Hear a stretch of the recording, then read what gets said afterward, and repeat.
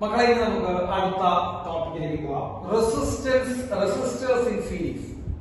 അതായത് റെസിസ്റ്ററുകളെ നമ്മൾ സീരീസിൽ കണക്ട് ചെയ്തിരിക്കുന്നു. മക്കളെ നോക്കൂ, റെസിസ്റ്ററുകളെ സീരീസിൽ കണക്ട് ചെയ്തിരിക്കുന്നു.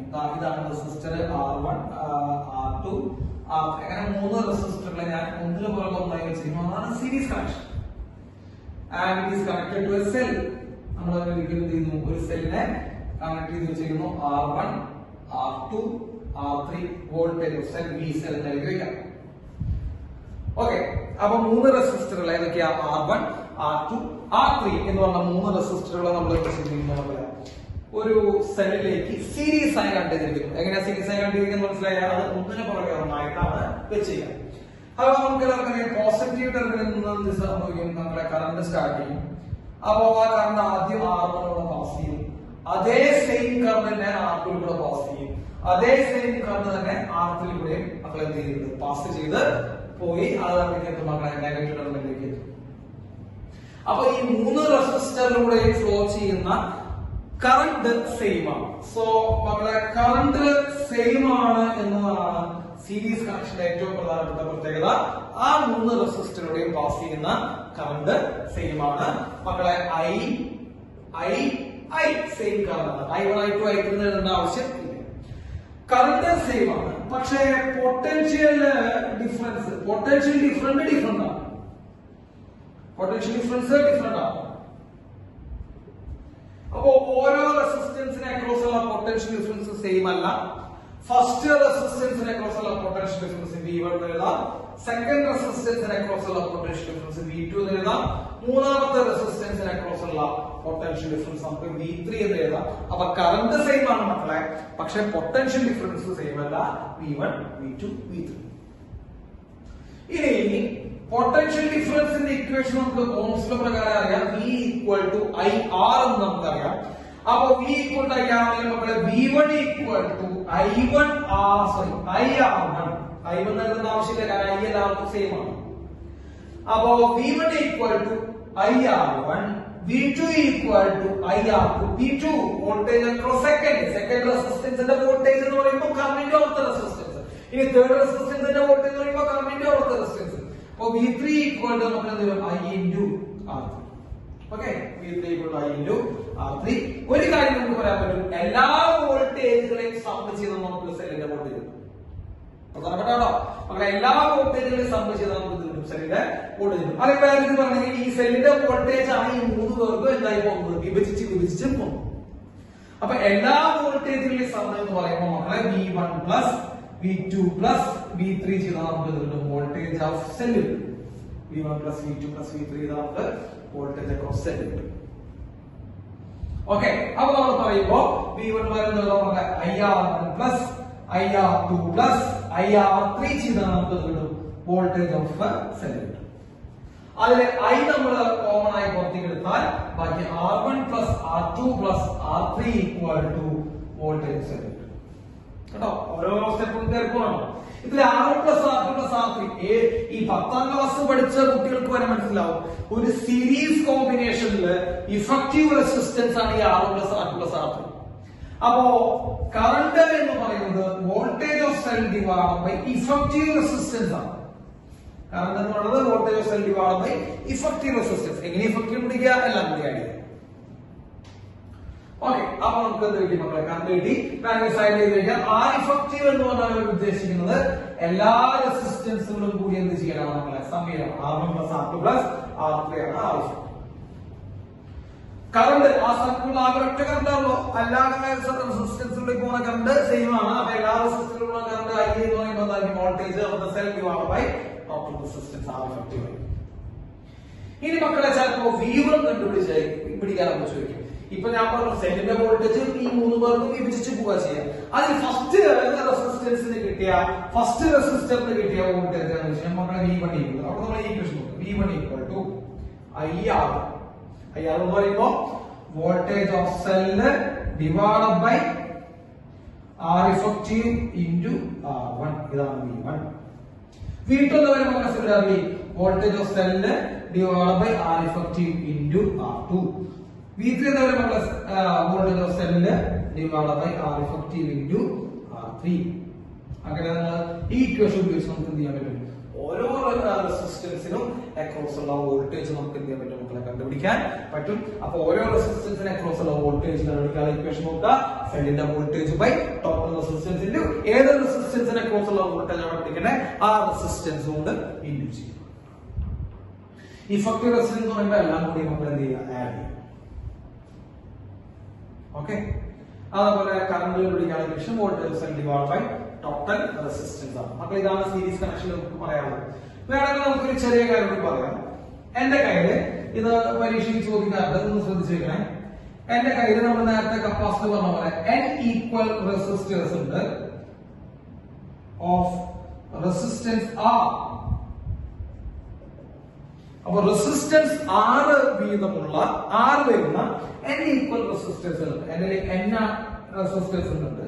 അപ്പൊ ഇഫക്റ്റീവ് കണക്റ്റഡ് ഇൻ സീരീസ് നമ്മൾ പറയാൻ വിട്ടുപോയി. കണക്റ്റഡ് ഇൻ സീരീസ് അവരെ നമ്മൾ സീരീസ് ആയി കണ്ടു ചെയ്യുന്നു. അപ്പൊ ഇഫക്റ്റീവ് റെസിസ്റ്റൻസ് എന്ന് പറയുന്നത് നമ്മളെ n ഇൻറ്റു R അല്ലെ. അപ്പൊ ഇൻറ്റു ചെയ്താൽ മതി, എണ്ണം കൊണ്ട് ഇൻറ്റു ചെയ്താൽ മതി. അപ്പോ ഈക്വൽ ആയിട്ട് n റെസിസ്റ്റേഴ്സ് ഉണ്ട്, ഓരോന്നിന്റെ വാല്യൂ 6 ആണെങ്കിൽ ഇഫക്റ്റീവ് റെസിസ്റ്റൻസ് എന്ന് പറയുമ്പോൾ നമ്മൾ എന്ത് ചെയ്യും? എണ്ണം കൊണ്ട് ഇൻറ്റു ചെയ്യും. ഇപ്പൊ ഇതിൽ 6 റെസിസ്റ്റൻസ് ഉള്ള ഒരു 10 റെസിസ്റ്റേഴ്സ് ഉണ്ട് connected in series. What is effective resistance? 10 into R.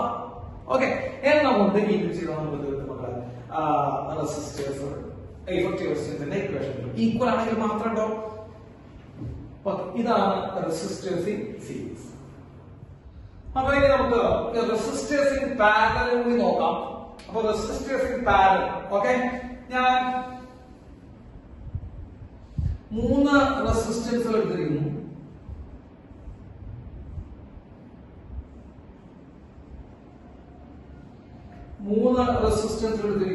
R1, R2 and R3.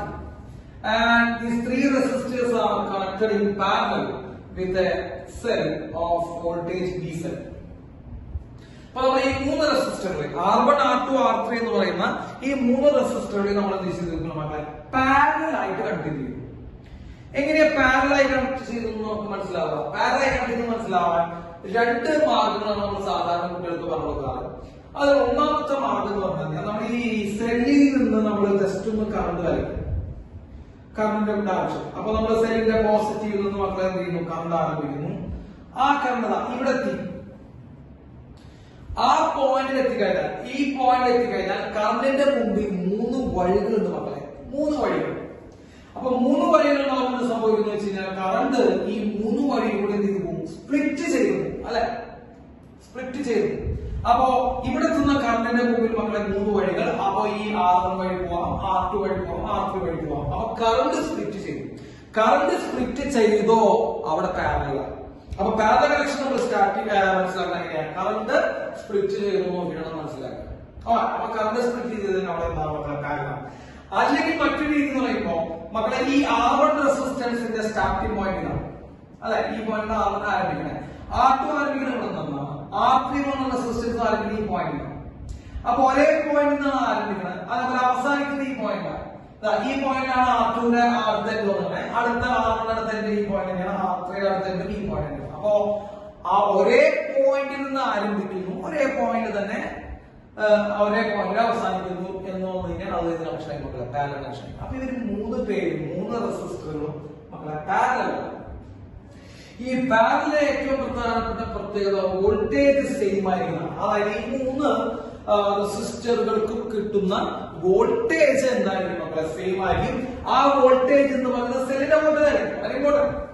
അപ്പൊ ഈ സെല്ലിന്റെ വോൾട്ടേജ് 10 വോൾട്ട് ആണെങ്കിൽ ആ 10 വോൾട്ടാണ് ഇവർക്ക് 3 പേർക്ക് കിട്ടിക്കൊണ്ടിരിക്കും. അപ്പോ പാരലൽ കണക്ഷനിൽ വോൾട്ടേജ് സെയിം ആണെന്നും ആ സെയിം വോൾട്ടേജ് എന്ന് പറഞ്ഞാൽ ആരാണെന്നും സെല്ലിന്റെ വോൾട്ടേജ് ആണെന്നും നമ്മളെ മനസ്സിലാക്കണം. കറണ്ട് ഡിഫറെന്റ് ആണ്. കറണ്ട് ഡിഫറെന്റ് ആണ്. അപ്പൊ കറണ്ട് ഡിഫറെന്റ് ആണ്. വോൾട്ടേജ് മക്കളെ എന്താണ് മക്കളെ? സെയിം ആണ്. അപ്പൊ ഞാൻ ഇവിടുത്തെ വോൾട്ടേജ് V1 V2 V3 എഴുതേണ്ട ആവശ്യം ഇല്ല. ഇവിടുത്തെ കറണ്ട് ഫസ്റ്റ് റെസിസ്റ്ററിലെ കറണ്ട് I1, സെക്കൻഡ് റെസിസ്റ്ററിലെ കറണ്ട് I2 ആൻഡ് തേർഡ് റെസിസ്റ്ററിലെ കറണ്ട് മക്കളെ നമ്മൾ എടുക്കുന്നു I3 എന്ന്. Okay, yes I3. അപ്പൊ മക്കളെ നോക്കുമ്പോ നമ്മള് current I equal to voltage by R. ഏതിലോയാ? ഓംസ് ലോ ആണ്. I equal to V by R. അപ്പോ ഫസ്റ്റ് റെസിസ്റ്റൻസിലുള്ള കറണ്ട് എന്ന് പറയുമ്പോൾ മക്കളെ ഫസ്റ്റ് റെസിസ്റ്റൻസിനെ കുറിച്ചുള്ള വോൾട്ടേജ് V ആണ്. V എങ്ങനെയാണ്? V divide by first resistance R1. Second റെസിസ്റ്റൻസിലെ കറണ്ട് എന്ന് പറയുമ്പോൾ V by R2. തേർഡ് റെസിസ്റ്റൻസിലെ കറണ്ട് എന്ന് പറയുമ്പോൾ മക്കളെ V by R3. അങ്ങനെ 3 റെസിസ്റ്ററിലൂടെയുള്ള കറണ്ട് നമുക്ക് മെഷർ ചെയ്യാൻ പറ്റും. I1 equal to V by R1, I2 equal to V by R2, I3 equal to V by R3. ഇനി ആ സർക്യൂട്ടിലുള്ള ടോട്ടൽ കറണ്ട് എന്ന് പറയുന്നത് മക്കളെ ഇതാണ് ടോട്ടൽ കറണ്ട് I ടോട്ടൽ.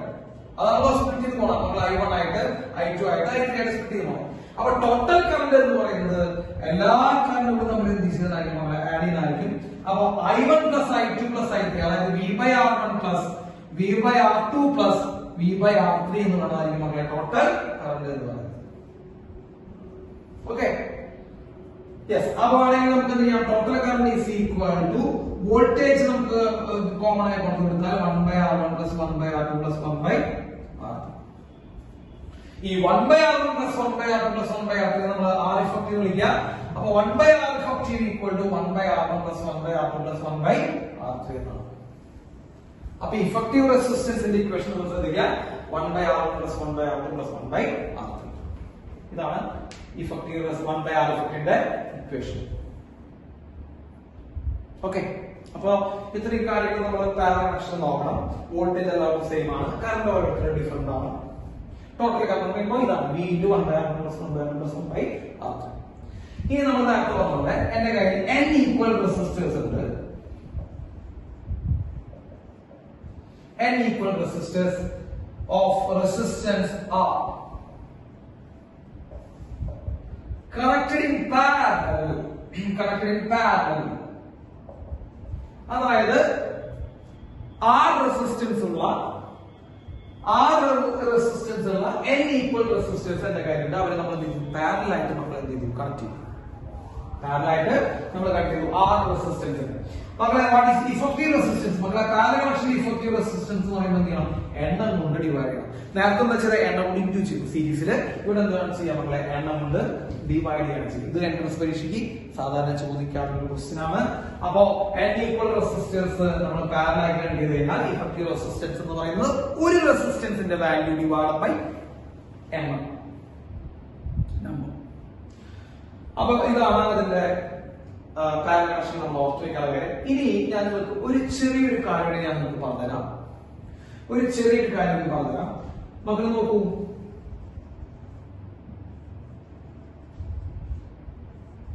ഇത് 4 ഓം, ഇത് 2 ഓം. വാട്ട് ഈസ് ഇഫക്റ്റീവ് റെസിസ്റ്റൻസ് എന്ന് വെച്ചാൽ മക്കളെ ഇത് പാരലൽ കണക്ഷൻ ആണ്. കണ്ടാൽ തന്നെ മനസ്സിലാവും അത് പാരലൽ കണക്ഷൻ ആണ്. മക്കളെ പാരലൽ കണക്ഷന്റെ ഇഫക്റ്റീവ് റെസിസ്റ്റൻസ് ഇക്വേഷൻ നമുക്കറിയാം. 1 by R effective equal to പറയൂ മക്കളെ 1 by R effective equal to 1 by 4 plus 1 by 2 അല്ലെ? 1 by R effective equal to 1 by R1 plus 1 by R2. അപ്പൊ 1 by 4 plus 1 by 2. അപ്പൊ നമ്മൾ എന്ത് വരും മക്കളെ? നമുക്ക് 4LC എടുത്തിട്ട് 4LC എടുത്തു കഴിഞ്ഞാൽ ഈ ക്രോസ് മൾട്ടിപ്ലൈ ചെയ്യാം. നിങ്ങൾക്ക് എന്താണ് ചെയ്യാം? ഇപ്പൊ ഞാൻ 4LC എടുത്തു. 4LC എടുത്തിട്ട് 1 plus 2 എന്ന് എഴുതി. അപ്പൊ നമുക്ക് എന്ത് കിട്ടും മക്കളെ? 1 by R effective equal to 3 by 4. R effective equal to 4 by 3 കിട്ടും. R effective equal to 4 by 3 അങ്ങനെ നമുക്ക് കിട്ടാം. ഇനി ഈ കാൽക്കുലേഷൻ ചെയ്ത് നമ്മൾ എന്ത് ചെയ്യുന്നത്? സമയം കളയുക.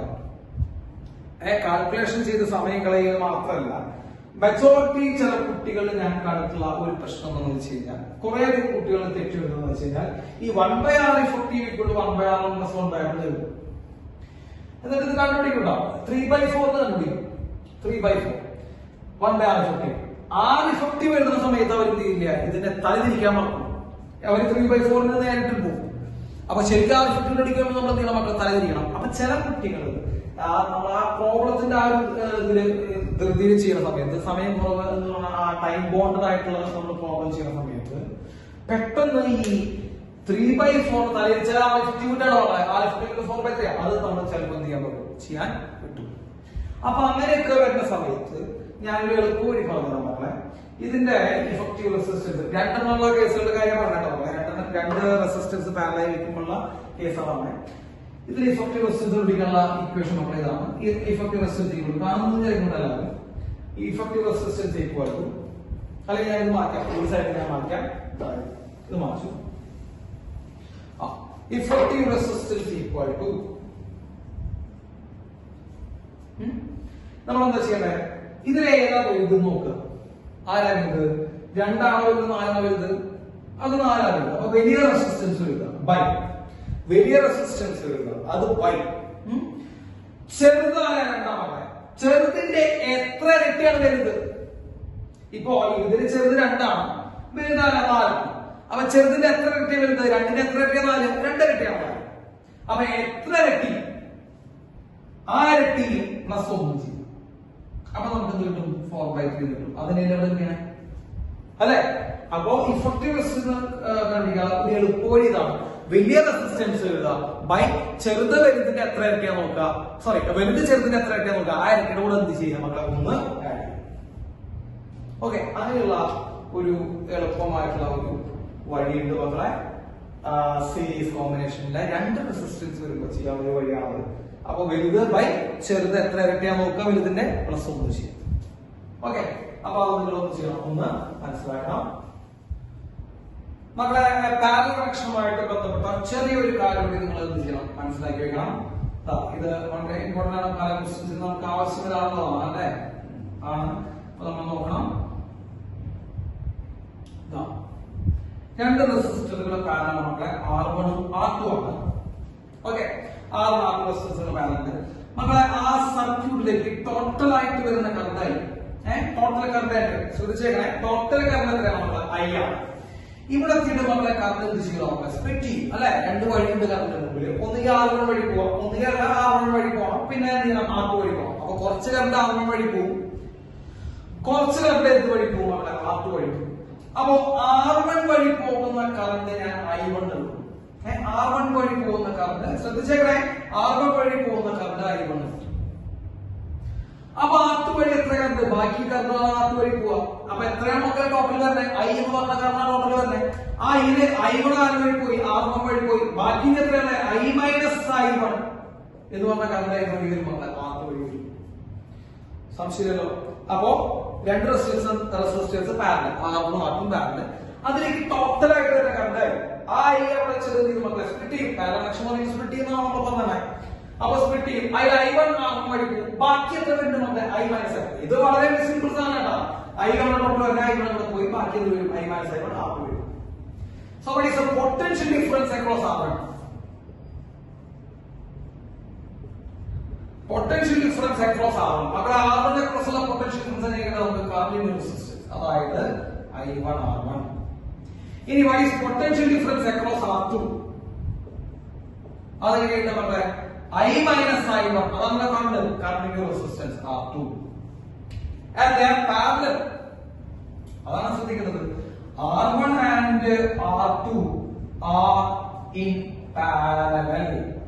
R1 ഉം R2 നമ്മൾ എന്താണ്? പാരലൽ. ഈ പാരലൽ ആവുമ്പോൾ എന്താ പറയുക? പൊട്ടൻഷ്യൽ ഡിഫറൻസ് സെയിം ആണ്. പൊട്ടൻഷ്യൽ ഡിഫറൻസ് ഈക്വൽ ആണ്, സെയിം ആണ്.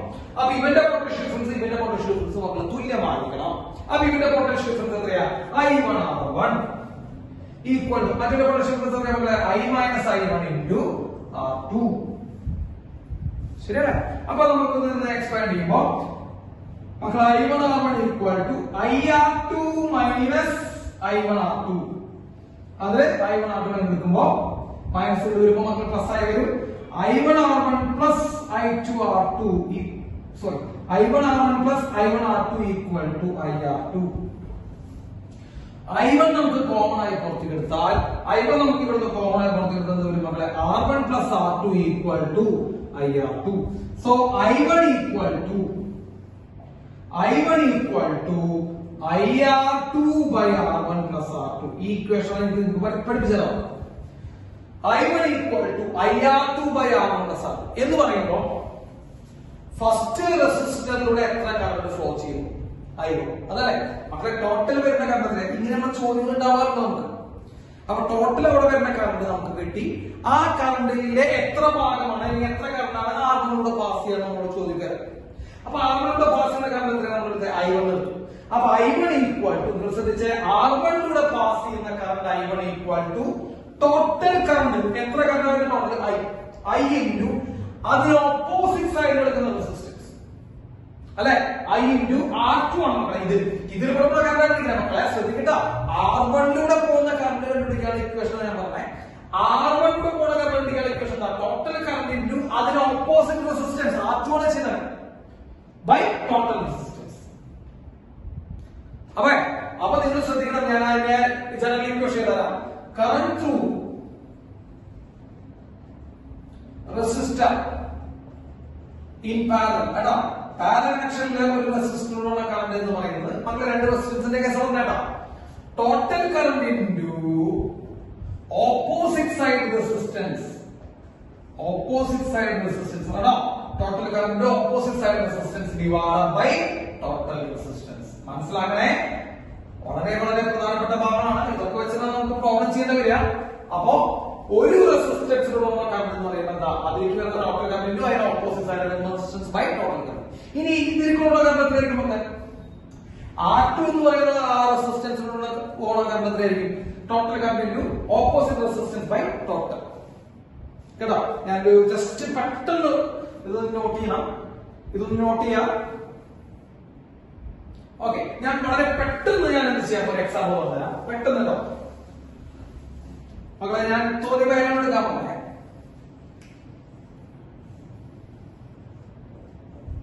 2 ohm 3 ohm വരുന്ന current 2 ampere. What is the current through 2 ohm?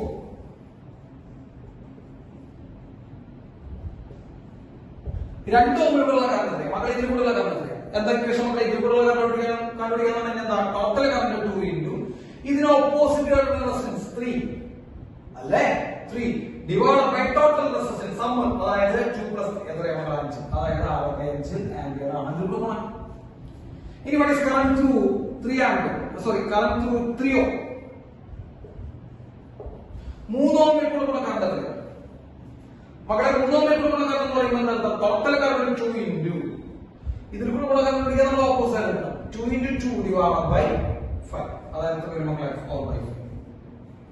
Okay, അത്രയും സിമ്പിൾ ആണത്. അപ്പൊ പാരലൽ കണക്ഷൻ നമ്മൾ ഇത് കൂടി ചേർത്തൊന്ന് പഠിക്കണം. ഓക്കെ, എല്ലാവരും പഠിക്കുക. കാരണം കുറെ ഇക്വേഷൻസ് ഉണ്ട്.